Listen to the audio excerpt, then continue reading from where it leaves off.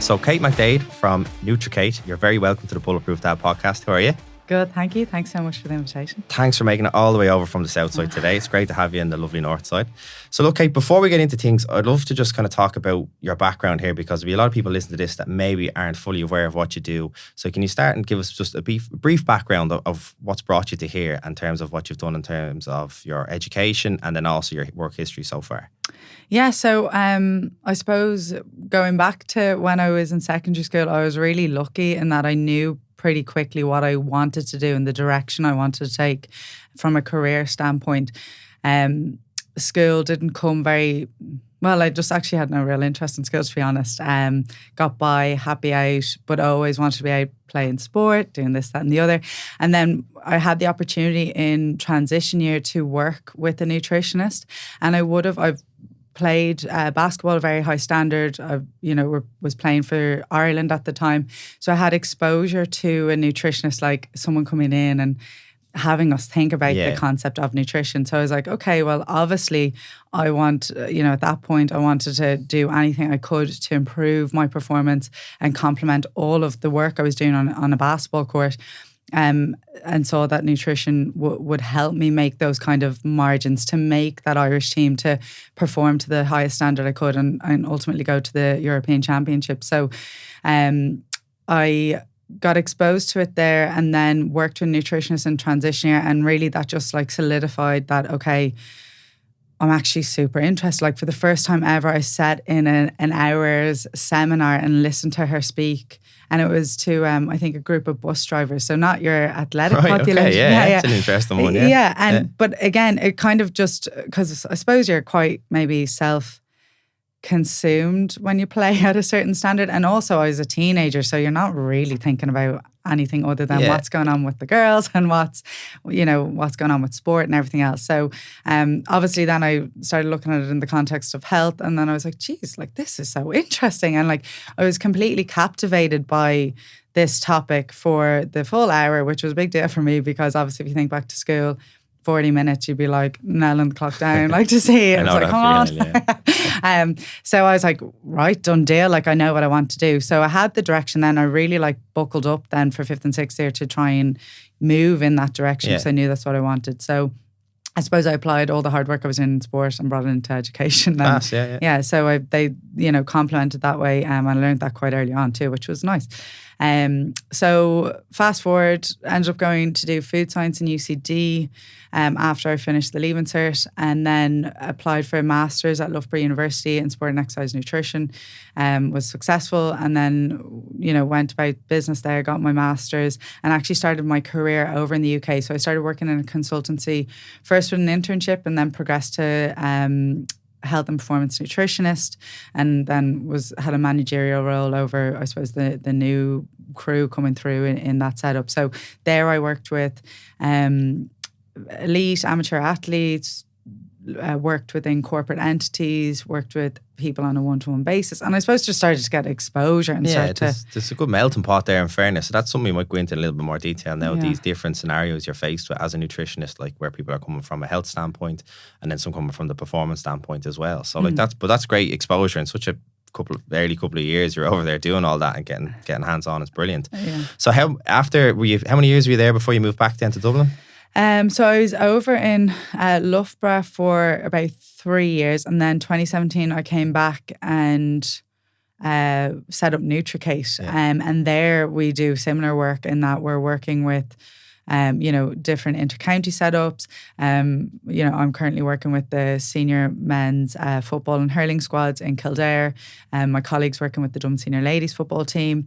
We work with universities and their scholarship programs there and their elite athletes within those programs. And we also go in and deliver seminars, workshops to corporate entities, different clubs around the country in multiple sporting disciplines. And we also then work with people online or in person in our clinic in Sandyford to help, on I suppose on the basis of health or performance or whatever it might be for them. So it's a mixed bag, and I suppose took what I learned and what I continue to learn over, Nutricate's now going on 6 in June, which is wild. So you just kind of keep building on experiences and you have a team people working with you now as well already in that early stages. There's a few. There's 4 of us. So so it's a really nice team. I feel very lucky on that front. It's great. No, good on you. It's like it's serious going in a couple of years. Fair play. So like you mentioned there, a lot of people listen to this. We're going to have some guys who play golf at the weekends. We're going to have some guys who are mad into the GAA. There's people then, a lot of them will be into the gym and stuff as well. So we might go into a few of those particular contexts. But before we do, like when you're working with, like, whether it's an athlete or an individual one-on-one, the thing they have in common is they're humans, you know? So in terms of the human side of nutrition, the fundamentals, first of all, when you have someone that you're looking at working with, what are the fundamentals that you look at first before maybe delving into the deeper stuff? What are the key areas you'd look at? Well, I think like first and foremost, like irrespective of who you're working with or whether they're part of that kind of team setup, when it comes to a one-to-one scenario, like you're seeing where that person's at, what's within their capabilities, to suss out what the next best step is. Like very often people come in and think, oh, this is what I need. Or should I be going down this route? Various diet plan, meal plan, calorie counting, ketogenic diet, whatever it might be, depending on, what they've been exposed to from an information standpoint. And when you actually start peeling back the layers to see, okay, well, what's your diet history been like, where you're at, have you got kids, what are your responsibilities, what are you looking to really get out of this, what they thought they need versus what they actually might need or what might work best for them are 2 different things. So it's kind of, meeting them where they're at, to make sure that they can move forward, and it's not going to be a case that they're overwhelmed and they never really make that leap. Yeah, you mentioned there, like people come in, they kind of have an idea of what they already think they need, and whether they've got that from social media or other experts, whatever. There's a million and one things we might debunk in a little bit. But what do you find is anywhere that's often just completely underappreciated or completely overlooked in general? Is there any areas, whether it's fruit and veg consumption or protein consumption, whatever, like, is there any areas where you think in general most people have a kind of lack of awareness towards or a lack of appreciation for?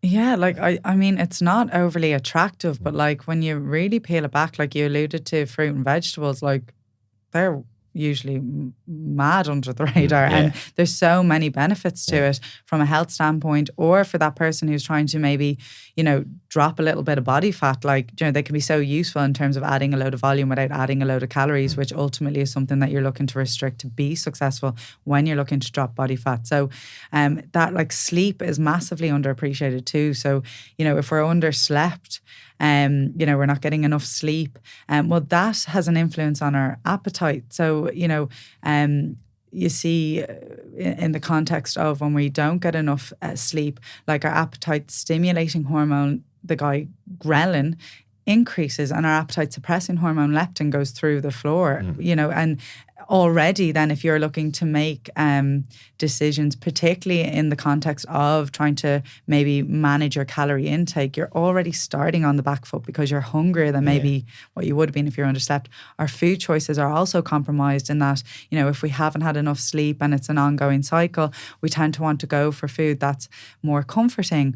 And usually that's food that's, very palatable, maybe not overly nutritious, and super easy to eat. So again, it just makes it more difficult to maybe make informed decisions and health conscious decisions when maybe you've got internal drivers that are forcing you in a certain direction. They're working against you, basically. Yeah, 100%. Are people surprised when you start looking at the sleep, when they're coming to a nutritionist to talk about their food? Like when you start asking about sleep, do you get a bit of kickback, or did they understand that? You've mentioned really clearly there at the link between the two, but are people kind of surprised that that's on your questionnaire, if you like? I'm sure there's a few that probably are like, excuse me. But I think by and large, again, it comes back to me doing my role properly as well. It's like, well, letting them know why we might be looking to even get to that point. Yeah. Like another side of it is, you know, you'd be looking at things like, well, you know, what is the lifestyle like in terms of stress? You know, stress is going to have a huge influence on things as well. You know, are they managing that? The various responsibilities they have, the training load that they have, their flexibility or lack thereof in work, females and their menstrual cycle. Like you're basically trying to piece together the person in front of you so that you really can give them direction. And, you know, that's not like forcing anyone to do anything or that doesn't work like that either, you know, but it is meeting them where they're at and, you know, coming together to, I suppose, have a plan that works effectively for them. Yeah. You mentioned there about ghrelin and leptin. It's really good insight into kind of what's going on under our bonnets particularly when we're fatigued. How would stress impact us then in terms of what's going on within us? If we're highly stressed, how could that affect what's going on within us and maybe our food choices and our appetite? Yeah. So I think on that, in that sense, like, you know, it can have an impact on things like our rationale, you know, our logic, and very often we can see things that wouldn't normally cause us issues or a strain, and all of a sudden it's like the worst thing ever that's happening, and it very easy we can maybe go down a cascade.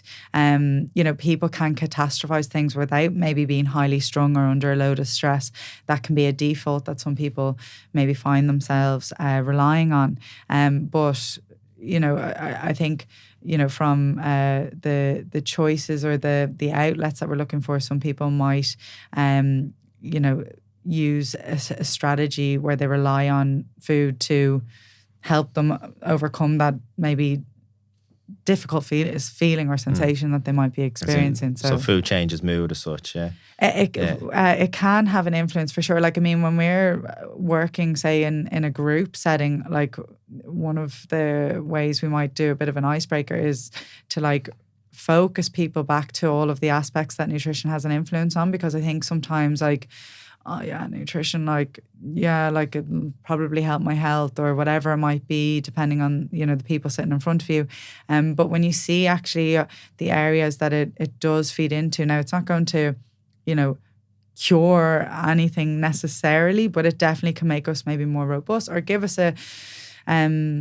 a more stable playing field if, you know, our body and our mind are getting the nutrients that they need. And that's, I suppose, when you look at, you know, managing stress or, you know, managing sleep and everything else, like if we're well rested as well, like that's all a piece of the puzzle that will have an influence on the bigger picture. So I think refocusing people, you know, and seeing, okay, well, you know, nutrition will have an impact on your sleep, on your energy levels, on your performance. So your performance as a person, because ultimately, like you and I are sitting here today and we're essentially performing, like we're getting a job done. People have deadlines, people have various tasks, projects and so on that they're working on. They're performing, and then you have to go home and you have to deal with whoever's at home. I'm saying that in a negative light. Like, it's a lovely thing to be able to go home. I'm sure everyone's surrounded by people that they love and care about, but that comes with... There's intensities there, definitely, yeah. As someone who's 2 young kids, I can agree with that at times, yeah. Yeah. And dinner time can always be a stressor if not managed correctly as well, especially with young kids. Definitely see your spot on there. So look, like you've given a really good example there and insight into how stress can, I suppose, it can come at us from any... between work and sport and everything else, it can come at us. So maybe if we were to go into it a little bit more then in terms of the specifics of different sports, okay? And then we might come back then to the overall impact it has then on maybe other areas of our life. Obviously, like if there'll be a lot of people listening to this, our parents, or then like most people will be in some sort of career path as well. But if we go into the sports stuff first, it might help us kind of put stuff into context a little bit more. So like if we're looking at the different sports, like I know your own background there, you said like you were heavily involved in GAA. So that was sport was a big, I suppose sport tweaked the interest for you initially, and then you kind of found out what nutrition does for everything else after it was sport that drew you there first. We'll start with that first of all. And if we look at different sports, there's all different time brackets on sport, and then there's different intensities. So we use the example of GAA there. You're playing a high intensity sport for the guts of 70 to 90 minutes, depending on at a time and the rest of it, versus say someone who's gone for a round of golf. Again, really good exercise, great for you, but again, it's probably longer in duration, but it's lesser in intensity. So the fuel requirements there might be slightly different. So if we just start with GAA, because I know you do a lot of work with GAA teams, you mentioned it there, you've done a lot of work with Dublin GAA over the years and a lot of clubs around the area, and you're working with Kildare now. What are the fundamentals you're looking at when you're working with these players, these who would essentially elite players because they're working at the top of their game? What's the stuff you're looking at with those guys and girls to try and get across? What's the message there? Yeah, well, I think a key thing really is making sure they're meeting their energy needs first and foremost. I think it's massively underrated in terms of how much energy they're expending. And also, a lot of these athletes would have a high volume of muscle mass too. So that will have an impact on their energy requirements in and of itself. So, we have to take the body composition and then the demands of the sport into account. So I think getting them aware of what their energy needs look like first and foremost is super important, in line with the goals. So at different points of the season, like, some of them be looking to drop body fat, others be looking to increase muscle mass. They'll influence what their energy requirements look like and how we might broach that. But then also in season, you're looking now at this point, like we're entering the championships phase, which is super exciting. But, we're like athletes are at their prime now. So we're looking to make sure they stay there, they stay injury free, they're recovering, bouncing back between the demanding schedule that they have at the moment. So it's making sure that they're equipped with the information to know what, their energy requirements look like and to make sure they're in a bit of a routine now to support that. Another aspect that's super important that often is under hit by athletes in that scenario is their carbohydrate intake. Yeah. Like there's a massive underappreciation to just how much they need, and getting kind of comfortable with meeting their needs in line with their training demands. So making sure that, when they're preparing for a game and they're looking to employ a carbohydrate loading strategy, that they know actually what that actually looks like, and what that means. And that's something that you'd work with them with over, the kind of pre-season into the league, to make sure that when we get to this point that it's like second nature. But even aside from the kind of carbohydrate loading standpoint, day to day, like making an athlete fully aware that, carbohydrates are super important for their performance, and making sure that they have enough energy to think, to perform at the best of their ability at training. Like, at that standard, and really at any standard where you're looking to compete, like you only have so long with your team. You only have so long on the pitch, and we're looking to capitalize on that. So if you can rock up to a session and you're well hydrated, and that's another aspect actually that's super important. Like one of the roles I have, and mind you, I didn't know it was part of the job description, because it's definitely not my favourite aspect of the job, but it's testing urine to see. Sounds glamorous. So it's testing urine to make sure that the athletes going out in the pitch are hydrated, because if they're not hydrated and dehydrated, they're not going to be as sharp. Their risk of injury is elevated. Ultimately, that session can't be optimal because there's potentially another level that it could have gone up if everyone was like where they should be. But I suppose going back to the carbohydrate standpoint, it's really important from a fueling standpoint, making sure that they have enough energy to think, to perform, and keep the body ticking over. But also it's really important from a recovery standpoint. So it's not that on a rest day we wave goodbye to carbohydrates. Like they still have a function there, but it's like recognizing that, we're probably looking to get a little bit more in when we're going to perform a gym session later that day, and bringing it up another notch for a heavy pitch session and so on. Particularly with carbohydrates, you mentioned there like energy requirements, so we'll call that calories, and then you're talking about carbohydrates for, I suppose we'll call that fuel. Do you get much kickback when you're going into teams? Because like there's a lot of misconceptions about there, like especially you're going into a team of elite footballers, they're going to be quite fit, and I'm sure they'd be body conscious as well, the majority of them. So you're coming here saying, look, you need to up your calories to this amount based on what your activity is. And we also need you to consume more carbohydrates. And if they have it in their head that too many calories and too much carbohydrates is going to make them gain weight, and they're not thinking just about performance, they're thinking about aesthetics here as well, which if most people are honest, they care about both, you know. Is that a hard conversation to have, particularly in the GA world, I'm thinking here, because like that you said, a lot of people are chronically underfueled and their energy requirements are nowhere near what they should be. Like, is it hard to get that across? Is there a bit of fear there with players that they're basically going to gain weight if they do all this? Like, do you come across that kickback? Yeah, like, I mean, there's definitely athletes who, you know, that is a concern for them 100%. Like, and also I have to like caveat then the other side, like, part of, you know, my job in a lot of cases is to perform something like a skin fold assessment to see where their body fat is. That's part of what you're doing as well. Yeah. Or you're sending lads for DEXAs or girls for DEXAs to assess what body composition is.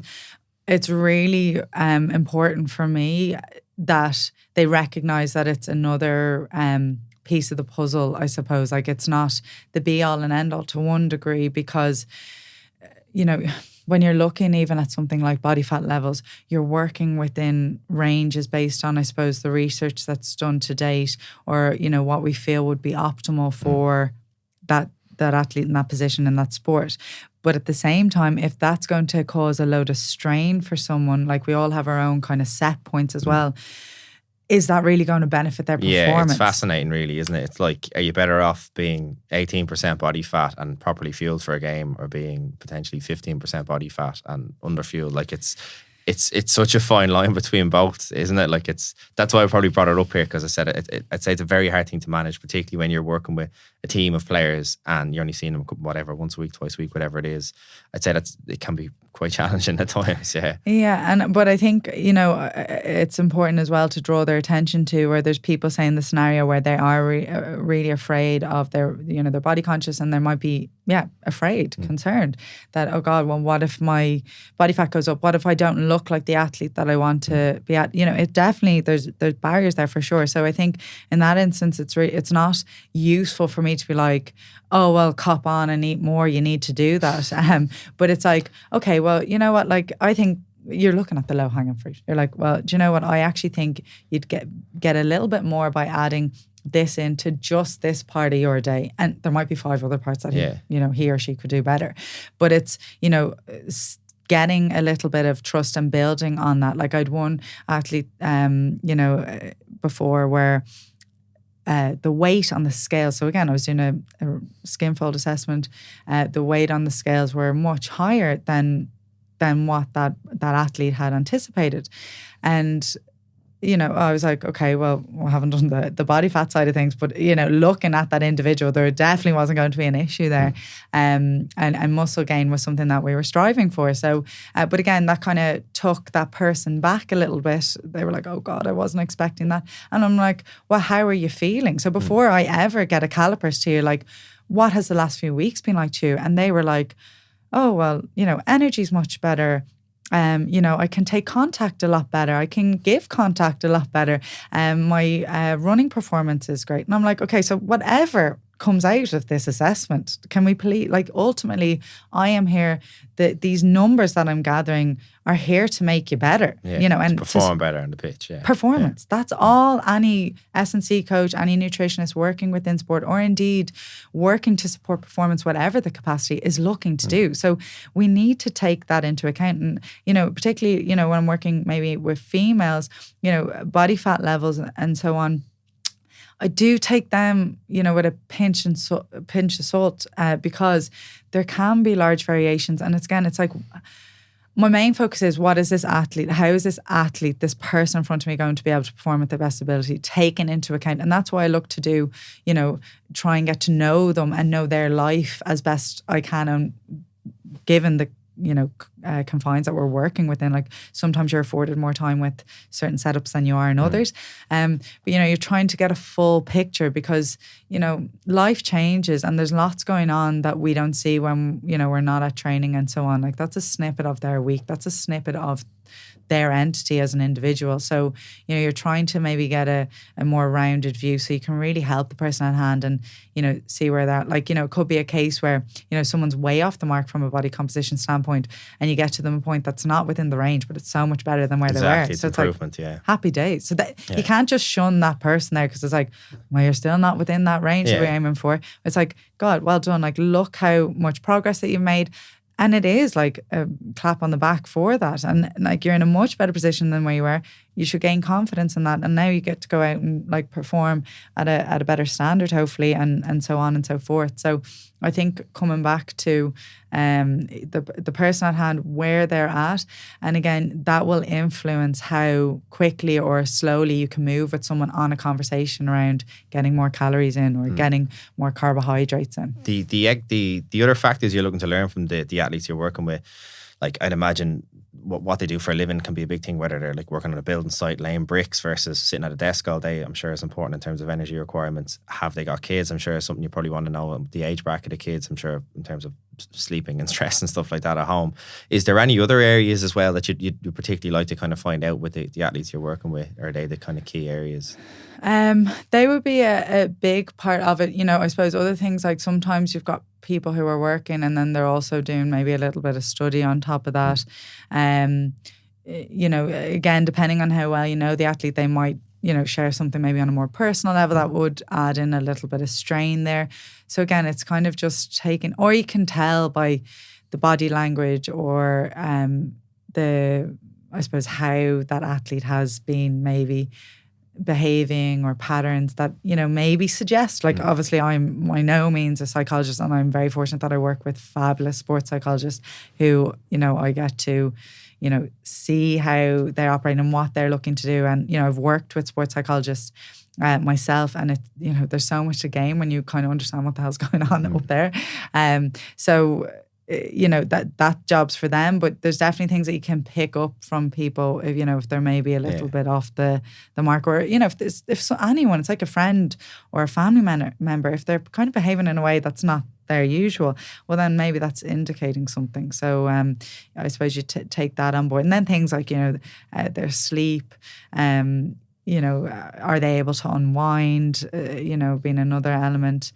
But definitely, I suppose, you know, are they sitting at a desk like me for most of the day, or are they, as you said, out in a site? How are they getting to and from work? You know, are they cycling in? Are they driving?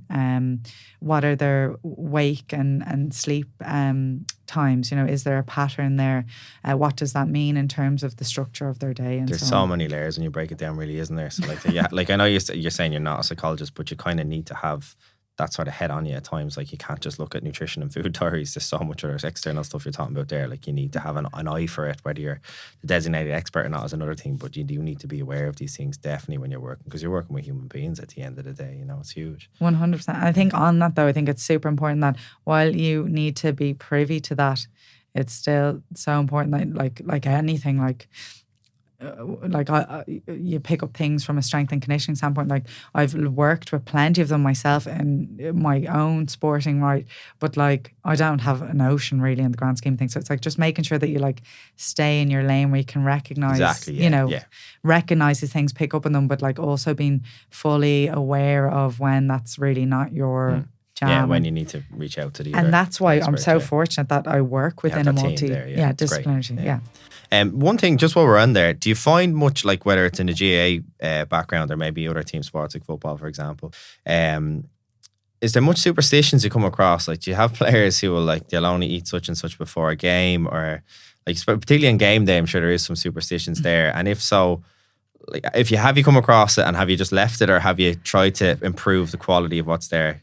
Yeah, I think with that, it's really like, I'd be very conscious of when you're looking to improve a routine of a player. You know, for example, is it going to be helpful, or is it going to be more stressful if I try and change something right before a big game? Like, you know, like, that's probably not going to be useful. You're looking to stick. And I suppose that's what I'm trying to unwrap as. At the beginning of the season, it's like, well, you know, where are people sitting on, you know, you mentioned, you know, a pre-match meal or whatever it might be, is that standing to them? Like, there was a scenario where I had an athlete who was like, oh, I always have chicken and pasta before a game, but it makes me feel awful. And I'm like, why are you doing that? Like, so it's like working that. And he was, they were like, oh, well, I thought that was the right thing to do. And in fairness, like, it's a good pre-match meal in one sense. Yeah. If it makes you feel good, though, is another thing. Exactly. Yeah. And it works for a load of athletes. But like, again, recognizing, I think that's something that, I do try and get across to anyone I'm working with, whether they're an athlete or not. It's that self-awareness piece. It's like, what actually is adding value or what's detracting, from my life and the lifestyle I want to lead. So that they can start to pick apart and then providing them then with that layer of education where it's like, okay, well, what are we looking for? Something like a pre-match meal where we want, a high quality protein source. We want, plenty of carbohydrates that are easy to digest. We probably don't want a load of fat in that meal. We probably don't want a load of fiber in that meal. But that doesn't limit us down to a chicken and a pasta. Yeah, there's so many other sources there. But when you know what you're supposed to be doing or why the chicken and pasta are even recommended in the first place, it makes it easier then to make those decisions around.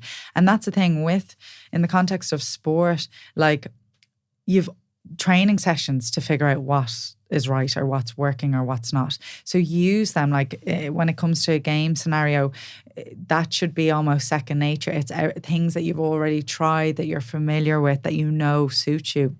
And that will look different for everyone. Like sometimes I'm organising pre-match meals and you might have someone sitting down to, the full plate of food that's in front of them and help themselves to bread rolls 3 hours away from throw-in. But then I've often had athletes who sit there and they might have half the plate because that's just too much for them and they prefer to have a load of snacks instead.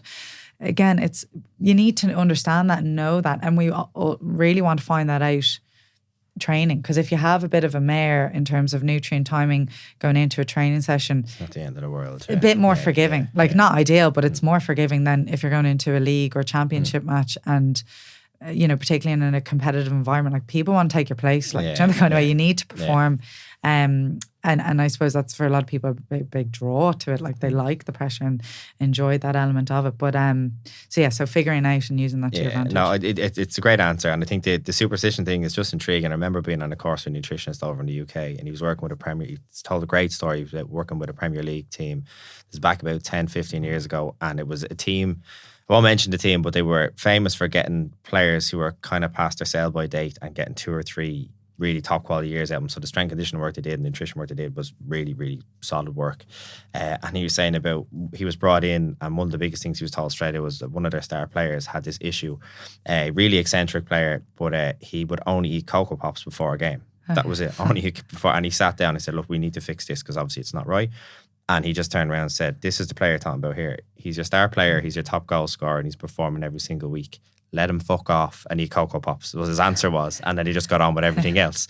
And like he said, like I think the team was a bit taken aback by it, but he was like, he's performing on the pitch. That's what my job is. Why are we going to go and interfere with this? Because he's producing the goods on the pitch. So yeah, he could have had a better meal, but at the end of the day, he's performing on the pitch, so he didn't go near it. Yeah. And I just remember hearing that story going, God, that's actually fascinating. Because, if you're a gung-ho nutritionist going in there, you're trying to tear up everything and make everything perfect, but you lose sight of what your actual number one role is when you're working with a team. Yeah 100. And it goes back to what we were mentioning about, like, whether it's body composition or whatever. Ultimately, we want that player to be outperforming week in, week out. We want them to do the job on the pitch. So how that's made up will look different for everyone. But so Cocoa Pops is the key. That's what I'm saying. A load of listeners that would be buzzing with that. Yes, I knew it. So look, that's brilliant. The GA is a great one because it kind of covers all sports in terms of the team sports, where a lot of people have interest here. One final thing on that is that there'll be a lot of listeners here who have kids playing. Maybe it's teenagers, maybe a little bit younger. So yes, they're not at elite level and they mightn't have the access to the skin calipers and stuff like that, which may not be any harm at a younger age. But what are the things, like, because I know you do some work with underage teams and you're trying to, I'm sure, like, empower them and educate them. What are the kind of fundamentals you're trying to get across to kids, whatever level they're at in terms of ability, but just like, because they are going out and playing for the guts of an hour and they're probably training a couple of times a week. So activity wise and energy requirements wise, like, it's going to be quite high. Yeah. 100%. And like, they're training, a few times a week, but probably with a few different teams. Like, so they're, and could be playing other sports as well on top of it. Exactly. Days, 100%. So I think the key thing with underage athletes is actually energy. Like, it's we're not going, you'd educate them. And again, depending on the age group, like, I mean, we work with, under 12s to, minor and there's so on. There's a big difference between like a minor and under 12. Yeah. You know technically both underage bracket, but there's a big difference there. Massive, yeah. So obviously what you're tackling is going to be different, and how much information you're giving is going to be different. But, so you might be giving them a little bit of an insight into what carbohydrates might do, what's protein useful for, what's fat playing a role with. And I think that education piece is useful. I think, information in a way that resonates with them can, be something then that they work with and they have some sort of concept on. But I think a key thing with those athletes is energy intake. Like, as we mentioned, they're training an awful lot. They're maybe involved in multiple sports, multiple teams. There's a lot going on, and they're also growing and developing on top of that. So that requires energy in and of itself. They're trying to perform in school. They might have, again, depending on the school, there might be a lot of PE and so on. So there's all these areas. I suppose the cost of exercise is greater for an underage athlete too. So we need to take that into account, and kind of the research would point that, under fueling is quite prevalent, just under hitting the mark. So then are we stunting their ability, their growth and so on? So I think getting enough energy into the day is super important. So making athletes aware of those opportunities. So like, where can you capitalize on this? Like, so one thing, I don't know what's going on with under 14s, but they don't like breakfast. Like time and time again. It's just, yeah, exactly. I'm like, I understand that to a degree, but it's finding a compromise. So it's like, breakfast is a really useful opportunity for them to support their recovery, to add to their energy intake for that day. So it's an opportunity that we want to get something from. So fair enough if you like the blabber, fair enough if you aren't hungry in the morning, but because it's an opportunity that we can capitalize on and make the most of, well, what are we maybe happy to compromise with? So is it, a piece of fruit and a glass of milk? Is it a smoothie? It doesn't need to be a big bowl of porridge. Exactly, yeah. Do you know what I mean? What can we get in that little window? Yeah. Yeah. So you're trying to just make them see, okay, well, what are the options? Coming in after training, particularly if it's late in the evening, they might have already had their dinner. They're wrecked. To get up early for school the next day, they just want to go to bed. So it's, again, well, what's convenient, accessible that you can get in? And maybe it's like a lot of them, underage, they're not going to be driving, so they're relying on lifts. So can we have something in our gear bag that we can eat in the car on the way home? So then when you do get home, it's literally into the shower, organised for school, and off to bed you go. Or, it's throwing some beans in the microwave and a slice of toast. Like, it doesn't need to be anything complicated. Yeah, something that takes 2 or 3 minutes. Exactly. So you're just making them aware, okay, well, these are probably areas that I don't capitalise on. How can I do that then a little bit better? And give them the understanding as well, that why they might be doing, or why there's benefit in their efforts or that thought, because they have a lot going on. So when we look at the benefit of hitting the mark from a fueling standpoint, like, again, going back to things that might resonate with them, they don't really care about health too much, probably at that point. Like, it's not on your radar when you're that age. Yeah, old people get sick. Yeah, is what they think. So you just caveat, that's not what I think. So yeah, but they when you start looking at, okay, well, if we're not maybe hitting the mark from an energy standpoint, well, then we're maybe more likely to pick up an injury. We're not going to perform to the best of our ability. We can't think clearly. And when you then relate that to the sport they're doing, so in the likes of, say, GAA, they have how many decisions to make depending on what level they're at. You might have a specific role in terms of the person that you're marking on the other team. You need to know kickouts. The list goes on. So it's important that you're switched on. You're making decisions that are going to add and help your team. I mentioned health there, maybe be not so on the radar, but actually when you put in the context of performance, if you come down with a cold and flu, life's a little bit different. To maybe you'd still get thrown into training and you'd have to just get on with it. But now people are more conscious of it, so you're probably not turning up to training if you're dying with the flu, the way maybe we probably were once upon a time. Back in the day, exactly. But so is that's probably not going to allow, well, you're missing out in training. Exactly. So, someone else could take take your place in the team then as a result. Yeah. And again, how you deliver this is obviously going to be important. You don't want any poor girl or boy sweating, but like it's just showing how it all interlinks. Exactly. Yeah. No. And again, even at adult level, like that's something that maybe people don't associate sometimes their nutrition requirements. They just think they're unlucky when they get a cold. Sometimes it can be the case, but other times they said if they're stressed out and they're not fed properly, again they're I suppose susceptible. It's probably the best way to put it. Yeah. And even on the note of like mood and food and so on, like I mean, if you're constantly under fueling, like that's going to make you more irritable. Exactly, If you're more irritable as an athlete, well, you mightn't be the best teammate.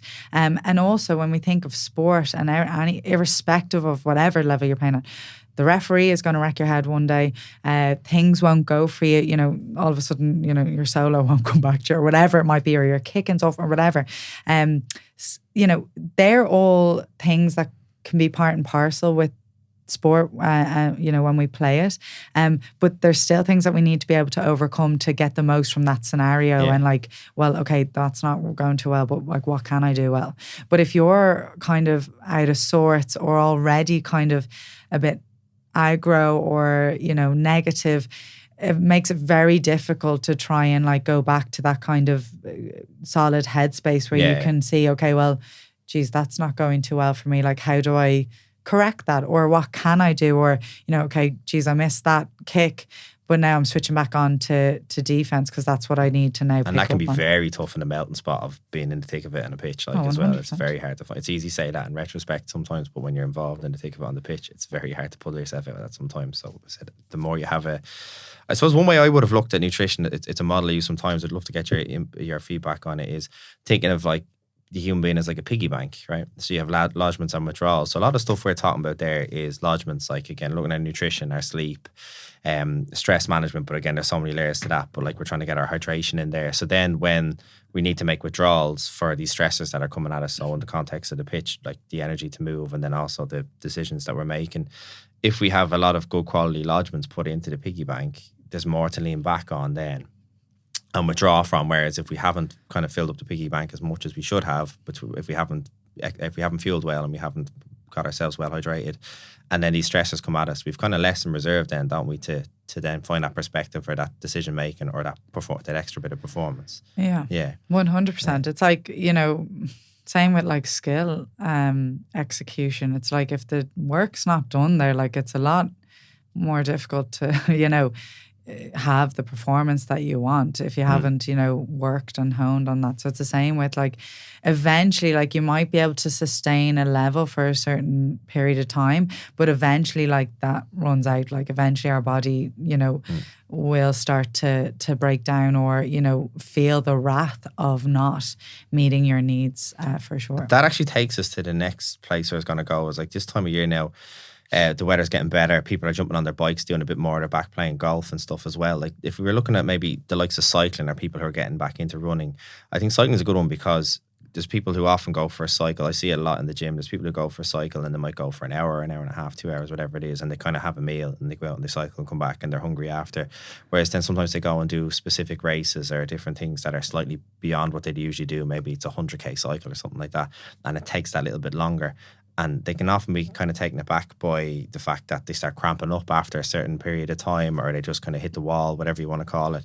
Can you tell us a bit about what's potentially going on there when, say, someone's going for, say, a 3-hour cycle versus a 2-hour cycle? Say the 2-hour cycle versus a 1-hour cycle. Let's say, for example, they usually cycle for an hour. They've gotten involved in some race and they're going to go for a 2-hour cycle.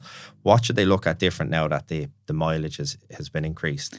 Yeah, so I think, I mean, when we start venturing into like high intensity, you know, activity that's venturing beyond kind of 45-minute, 60-minute mark, well, then we might start to look at, okay, well, hydration is going to be key anyway. Like that's something that, you know, you want to start your exercise hydrated and you want to stay hydrated over the duration. So getting fluids on board, like I suppose, again, the longer we're training for, the more we're sweating. You know, we're going to be losing electrolytes within that fluid. So it's like looking to replenish them. But we're also looking to make sure that we have a supply of carbohydrates. And I suppose the longer we're performing and trying to perform at a high level and maintain that, the more we'll look to maybe take carbohydrates on board when we're training. So in the instance of, that 2-hour cycle, as we venture past the 1 hour mark, if you're looking to kind of keep pushing the boat out, well, obviously we want to make sure you're hydrated, but we also might look at like a simple carbohydrate to take on board to really support your performance, to make sure that performance doesn't dip. And that's where you might find use in like jellies or gels, or the like Lucozade or Energized Sport, where you've got fluid, electrolytes and carbohydrates all in one. And so it's convenient as you're on the go as well. Exactly. Yeah. Is that kind of general rule of thumb, like the pre-workout meal that you have, or the pre-workout hydration in general, could cover you for the guts of maybe an hour, and then when you go beyond that, you need to start looking then at your intra-workout nutrition then, if you like? Or is there kind of, I know it depends on the activity and the person, but is there a general rule of thumb there? Yeah, so I think with, say, the likes of hydration, like whether, like even in that hour, like you're still looking to take fluids on board every like 15 to 20 minutes. So we want to like stay on top. And I think with hydration, you always want to be like proactive versus reactive. And that's true even, like you alluded to, golf. Like that's something that we're trying to do in golf. We don't want you to be in a scenario where you're like all of a sudden parched, because chances are your cognitive function, golf being so skillful, that's going to be on the decline. So we don't want to get you to that point. You might end up in the 19th hole as well with that, so you have to be careful. So that's the play golf that I know anyway.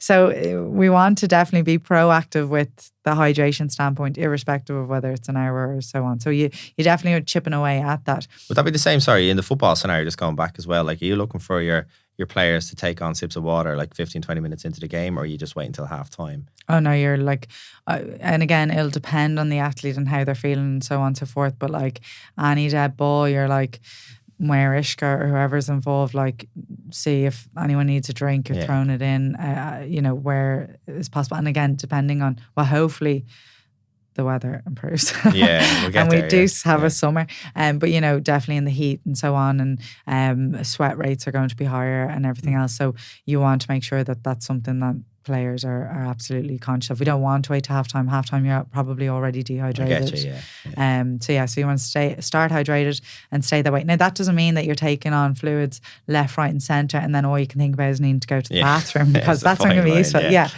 So everybody runs to the dressing room at halftime.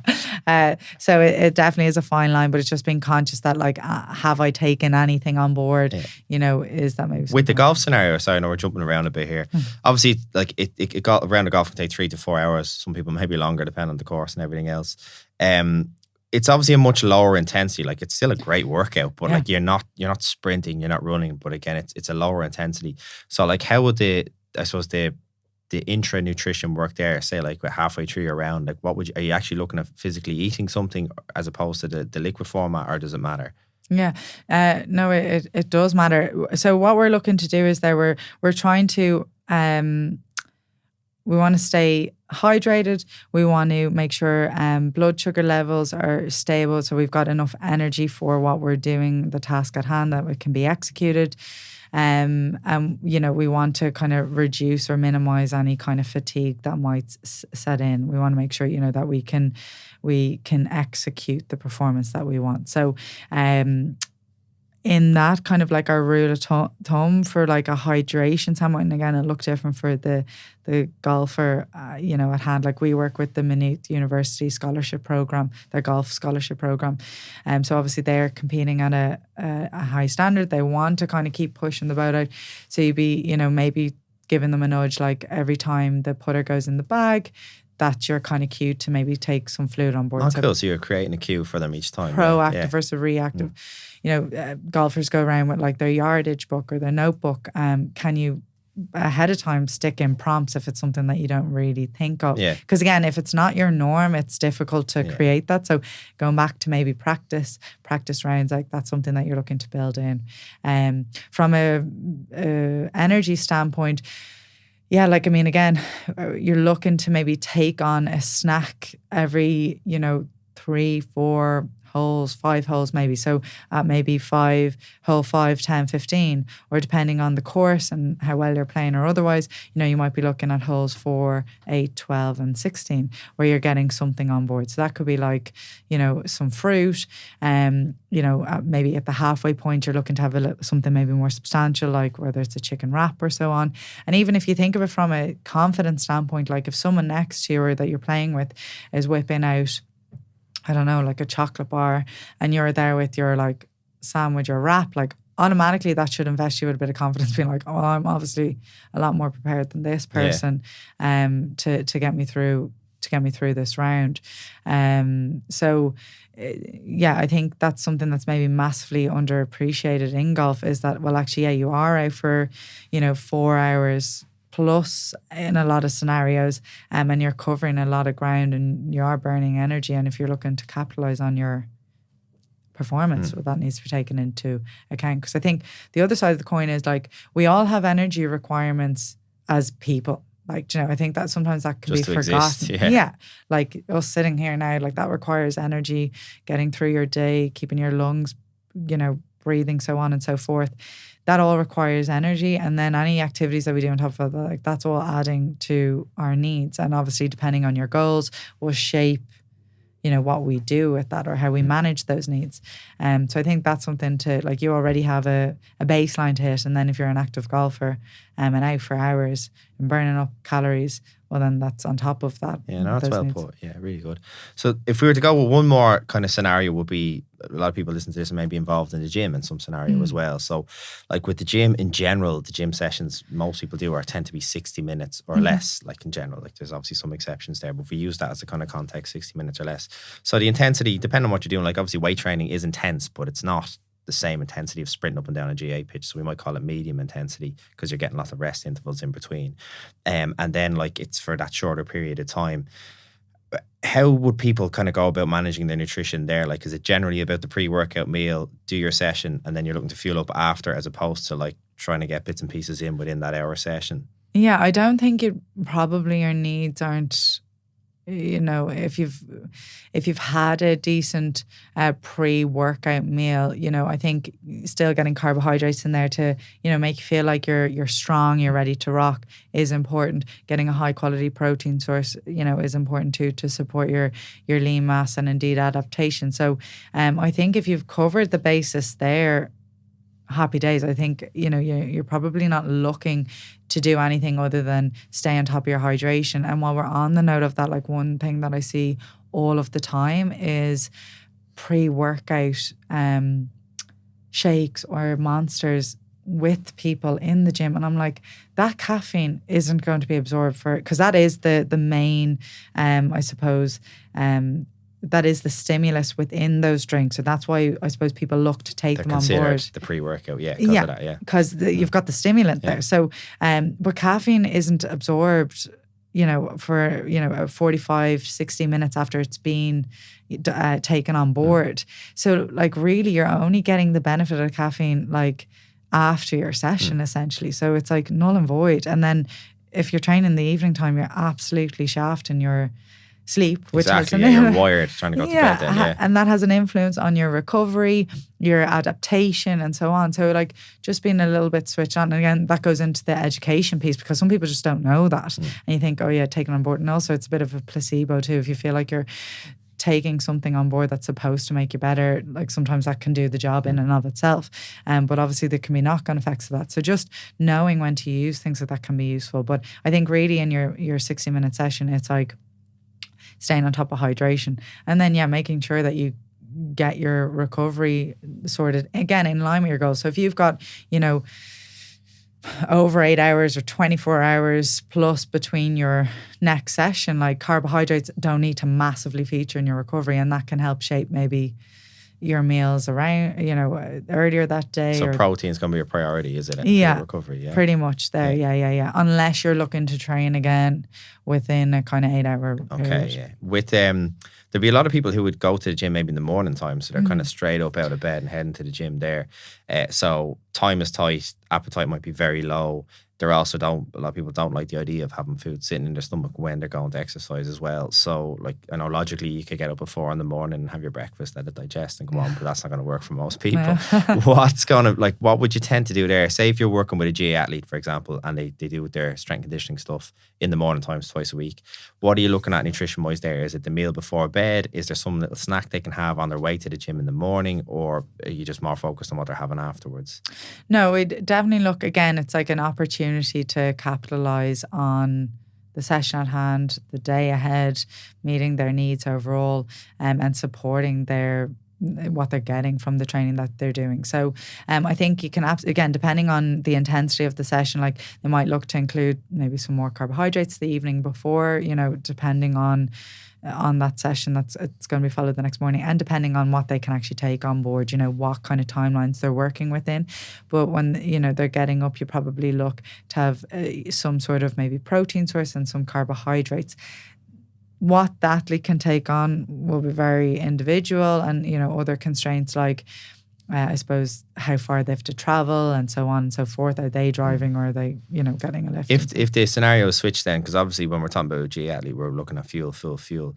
But then if we have a client who's come to you who has a weight loss goal, and they're getting into the gym because they're trying to get their body fats down, because whatever the goal is, maybe they have a holiday or a wedding in 3 months' time that they're trying to get in shape for, so they're trying to get their body fat down.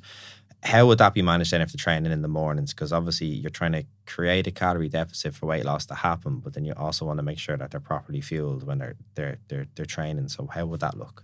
Yeah, so in that instance, like again, you could maybe manipulate, I suppose, energy intake to get in a little bit more in the evening time ahead of that session, or in the morning, even having something like a banana, that's not very energy dense in the grand scheme of things, but it gets something, from an energy standpoint, or your high protein yogurts and so on. Like they don't need to have a massive amount of food in that scenario, but you just want, although you don't want them to feel flat, and you do want them to get the most from the session in terms of how they can push. And in scenarios where, a lot of the time they don't have the opportunity to train at another point, like that's what works, and obviously we want to get them to train than not to train. Exactly. So I think looking at something light, doesn't need to be energy dense. Like we've got a load of different recipes, like light energy balls that like literally you could have made the weekend before, and you're pulling them out of the freezer and you're having them ahead of that session that's going to be happening in 30 to 40 minutes time. So probably just to get some sort of energy on board would probably be a good idea going into that session. It's more important probably for females as well, in particular from a menstrual cycle standpoint and kind of a health standpoint in that respect, than it is maybe for males. But again, going back to how they're feeling and giving them the energy, making them feel like they have energy to do that session, you're probably getting something on board will be beneficial in that instance. The other side of it is like, well, how do they respond? So if they don't take something on board, what is that session like? But not only what is that session like, but do they struggle then to manage their appetite for the rest of the day, potentially? Because I'd come across a lot where people come in the morning times into the gym, and it's like, maybe it's a cup of tea or a cup of coffee in the car as they're coming, like they're literally just rolling out of bed, coming down. And like you'd question them, and it's like, I feel fine, I'm performing well in the session, I'll just go home and have my breakfast after. So it's like, with that on board, the client seems to be happy enough and they're performing well, they're getting stronger in the gym, like we can see, we're watching them. So it's kind of, when the performance is good and they're happy, and it's not, obviously we're looking at their nutrition plan, the rest of the day hasn't gone off keel because they're starved for the rest of the day. Are you happy enough with that? Or like, would you always be trying to get something in there in the context of someone who's trying to lose weight and just like go to the gym a couple of times a week as opposed to performance? No, I think if that person is performing well, there's no kind of negative knock-on effects, and it's helping, fits in and they're helping their goals, well then I don't think it's the worst thing. The only time I would be a little bit apprehensive is in the case of a female, that can have a negative knock-on effect, just because cortisol, the stress hormone, is elevated in the morning, and then if you're looking to add more stress into the system, that can have a negative impact on I suppose our health from a menstrual cycle standpoint. So that's the only time. nutrient time in that capacity actually can be used. And again, that's going back to, you might be having half a banana with a little bit of nut butter. Like we're not talking major, anything wild. Yeah. But so that's maybe an area where I'd be a bit more vigilant. Would you come across, like in your own field, whether it's in working with people one-to-one or in the athletic scenario, people who are maybe vegetarian or vegan and like trying to create that balance where they're getting the right nutrients that they need? Like particularly the first thing that would come to mind there is protein and how they can maybe get that on board. Is that, how do you kind of manage that? I know vegetarian and vegan, there's two different levels there as well, but like how would you kind of look at that when you have someone coming in maybe with a, like say, maybe we'll use the context of a guy in the gym who's looking to tone up muscle mass, but he's a vegetarian. How would you go about that in terms of giving him what he needs? Yeah, so I suppose it's like seeing what he likes, what he will take on board, and then, you know, making him aware of the options. In, you know, if there's kind of a restriction there, or, you know, maybe he's a fussy eater, whatever it might be, on top of having the restriction of, you know, being vegetarian or, you know, vegan, well then maybe a supplementation might be useful in the context of a whey protein or a plant-based protein, depending on what camp they sit in. And I suppose that's where, you know, options like that can be useful if, you know, we're kind of explored everything that's available to us from a dietary standpoint, and we still maybe are struggling with options. Well, then that's when a supplement might be useful. So you could look from that perspective, or also just like, you know, what is available, you know, your lentils, chickpeas, tofu, eggs in the case of the vegetarian, corn. There's options to pull from, so it's just making them aware of that they're there, and then also like, well, how can they get that into their day? So for example, you know, they probably need, until it becomes habitual, they probably need a little bit of planning. So recognizing where they have an opportunity to maybe bulk cook or make a snack, you know, in bulk, so that when they're time poor, they have stuff to pull on, or, you know, that they're sure that they're meeting their needs, like Greek yogurt, those protein yogurts, Icelandic yogurt. They're all high protein options. So again, for the vegetarian, that can be really handy. Yeah. So it's just making sure they're aware of their option, and then from the vegan, it's the same scenario. And, you know, then it's about, okay, well, if we have to be a little bit more conscious, like where do we have time to be a bit more conscious so that we can plan for when we are really pushed and you're pulling something out of a freezer, you're pulling something out of the fridge, and you kind of go about business that way. If you're a vegan athlete, obviously we spoke a lot about protein there and different sources that you're looking at, because options are obviously fairly tight. Is there anything else you're looking at with a vegan athlete that you're like, in terms of potential nutrient deficiencies or vitamins that you're kind of extra aware of and you have to bring attention to? Yeah, you're probably looking at B12, iron would be a big one. I suppose that their overall quality is really important in their diet, because there's a lot of accessible options. Well, there's a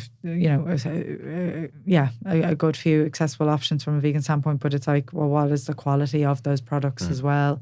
What would be the best calcium. way? Would they be looking at supplementation? Would that be the best way they could go about it? Or is there certain foods you might bring their attention to that might help them get it from food? Yeah, well, we'd always look at like a food first approach, because the way nutrients are packaged like can't be replicated from in a supplement form. So, but when we've exhausted those options and we've done the best we can do on that front, well, then that's when we look to supplement. You also might look at maybe getting bloods done, so you know what kind of baseline you're sitting at, so you're not just like throwing, you know, shooting in the dark, assuming that they have these deficiencies. Yeah, exactly. So see where they're at, and then you can look to build in around that. So it's just, I think a key thing with that is like making them aware of areas that they need to be conscious of. So, you know, iodine, calcium, iron, B12, protein was mentioned already. So there's some of the nutrients that we might be a little bit more conscious of for a vegan. So it's like, okay, well, what are they happy to include in their diet? Where might they find those nutrients in their diet?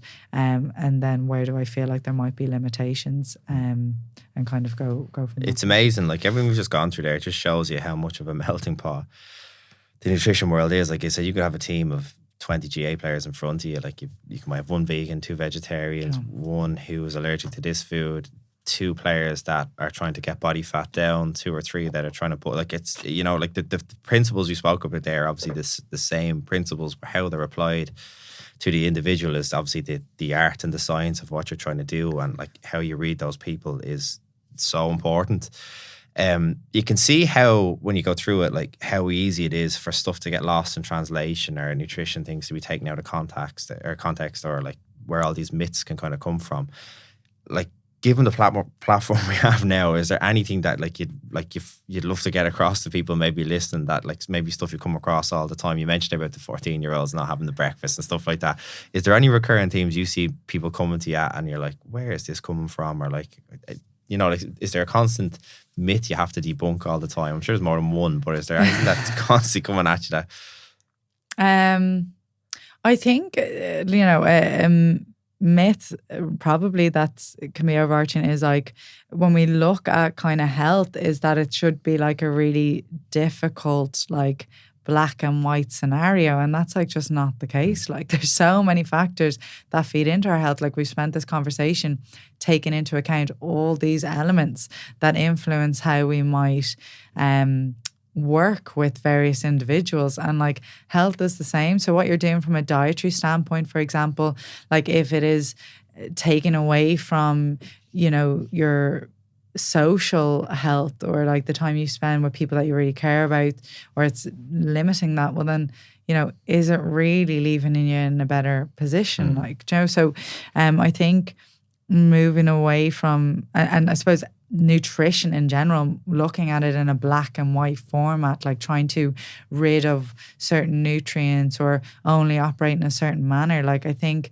that's probably something that trips people up, because that's just not how it works. And it's like so context driven. And you have like people coming to you and they're like, oh, I made this change. Oh, I don't even know. Let me see. Like, it could be something like swapping from I'm taking green tea in the morning because that's going to help me. And it's like, well, actually, when you pull everything back and see like the big fish, like your energy needs in line with your goals, your macronutrient intake in line with your goals, your diet quality, your nutrient timing, you know, and thereafter your sleep, etc., you know, that's not going to make a difference if all of them are all over the shop. Do you know that kind of way? It's funny, like I think when people make one change that they focus on, I think by default they probably make 10 other healthier changes as well, because like, say they go on this diet, if you go on that diet, you're also probably cutting out a lot of the crap that you maybe were overindulging on and snacking on, and then you're probably increasing your activity as well. So there's like, while they can put it down to this one change they made, if you actually kind of heighten awareness, there was probably 10 other really significant changes that all added up together to make that happen, you know? Oh, yeah. And I think on that, like, I think another side of the coin is like not being afraid to take those easy wins and those simple changes, and to focus on really the basics, because very often we want maybe like that supplement that's going to change everything, that silver bullet, and like there's just not one thing that fixes it all for you or get you to where you want to be. So it's like not being afraid to maybe move slowly but surely, because ultimately like your success is going to be dictated by how consistent you are. And it's a lot easier to be consistent with things that are within your grasp in the context of everything else. So I think meeting yourself where you're at, you know, if you're someone who's listening and you've got kids and you're doing pickups and you've got a high pressure job, or you just have a job that you need to show up for, you know, that all is going to hone in on your time, your mental capacity, and what you can maybe pay attention to. So like not being afraid to maybe capitalize on those like little areas that you can kind of keep chipping away at on a consistent basis, because over time that might take you longer to see those results, but it also will still help you get results, versus I need to, you know, all of a sudden have 6 or more portions of fruit and veg. I need to be getting 9 hours sleep or 8 hours sleep, and I'm currently on 6. And you're trying to make all these massive leaps. Big leaps, yeah. Like that's not sustainable more times than not. You know, that kind of way. So it's like moving slowly but surely so you can consistently meet that new goal that you've set for yourself, and then you can always build upon that. Like if you know what the area you're eventually looking to get to, like you can keep working towards that. But I suppose it doesn't need to happen overnight, and it won't. So just being, I suppose, getting your head around to that, I think. Yeah, no, I think you said it well there. You said like it's kind of black or white. Like something I've come across when I'm dealing with the guys in the Bulletproof Dad program is they all say the same thing.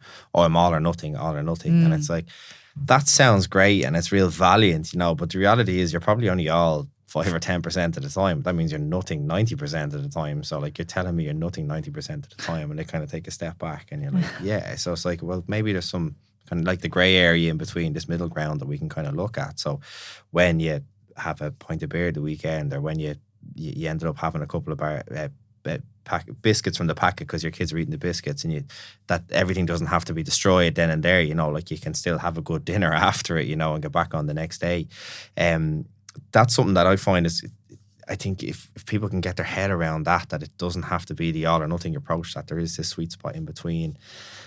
I think it can change people's lives big time and their outlook on everything when it comes to nutrition. But I don't know, how do we get there? It's probably my question from a coach to a coach. How do you think we can get to there?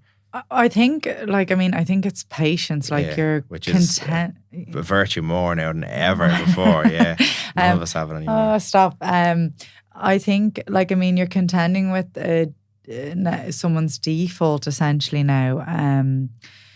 In that scenario, so it's going to take time to get to that space, and it's just being aware of that. I think peeling it back a little bit. So if we are dealing with something in an all or nothing mindset, it's like you have to try and reiterate the message that it doesn't need to be like this, and we're trying to see past it. And you also have to get across that why we're looking to do that, why flexibility can be beneficial.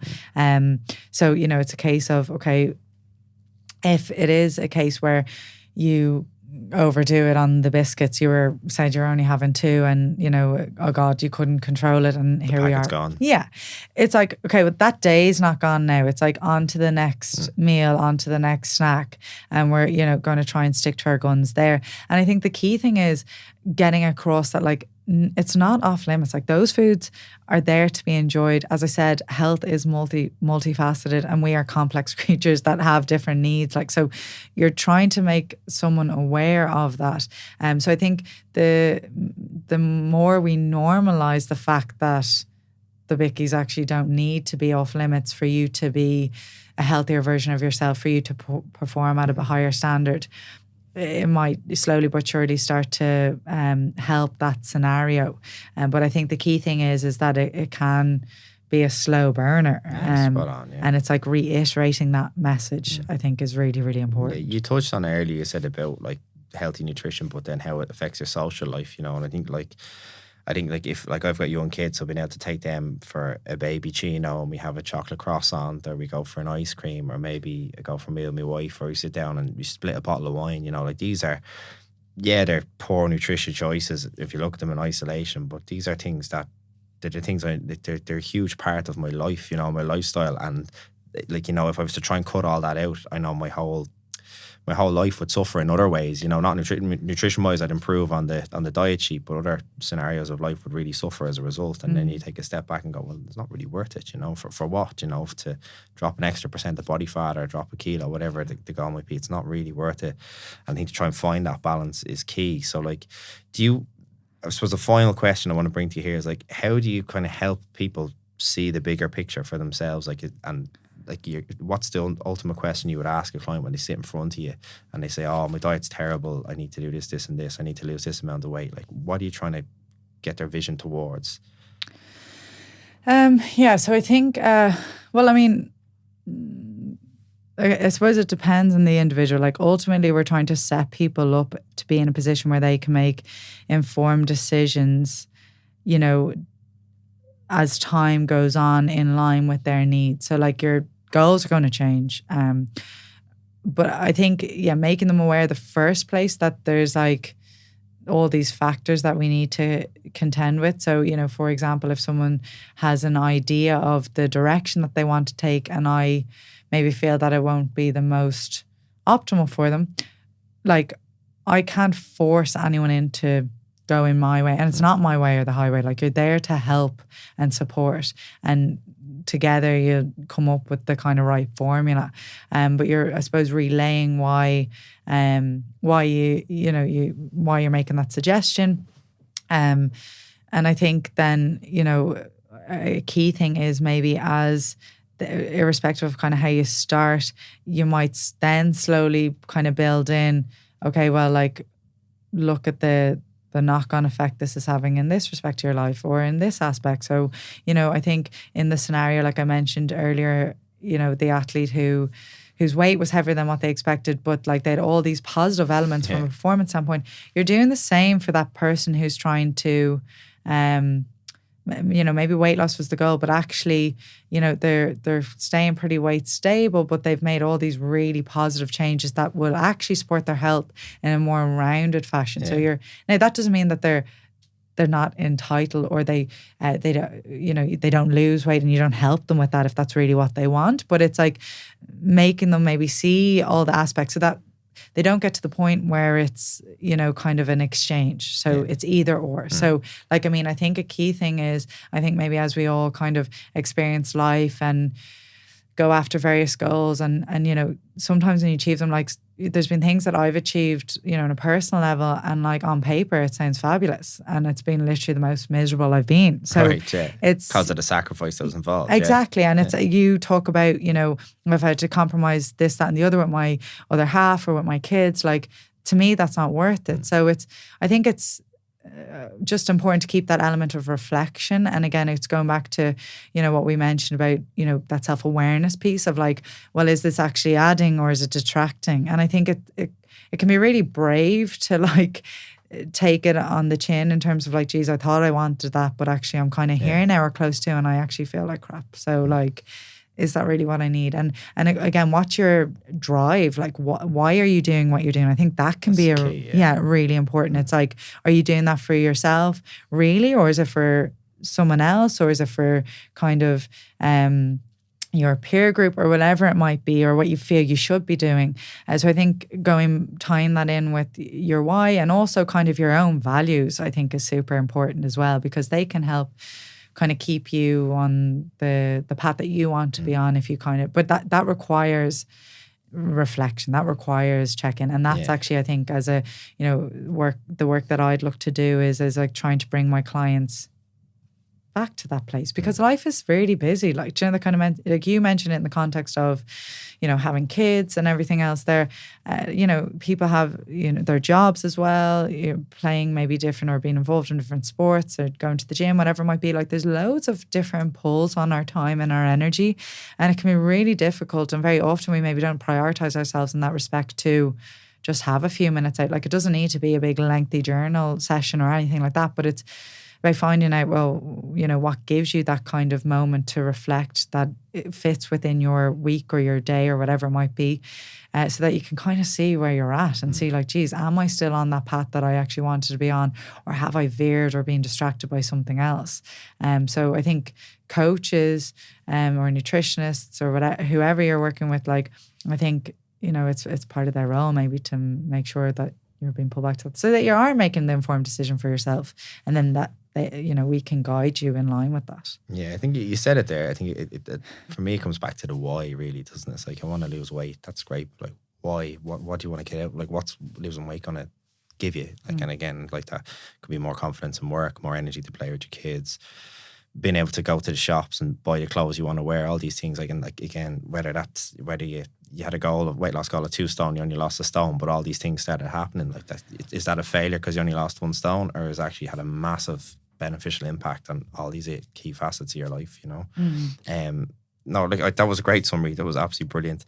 Kate, we've gone through a lot of stuff there. Like, the work you do is genuinely fascinating. When you break it down, like, you're like, even if you just worked with GA teams on their own, that's 20 individuals on a panel, for example. 36. 36, sorry, at the elite level. So sorry, but if you look at it there like that, we said we could have vegetarians there, vegans there, people who are slightly higher than the body weight they want to be at, some that are under, and then there's all these other areas going on as well.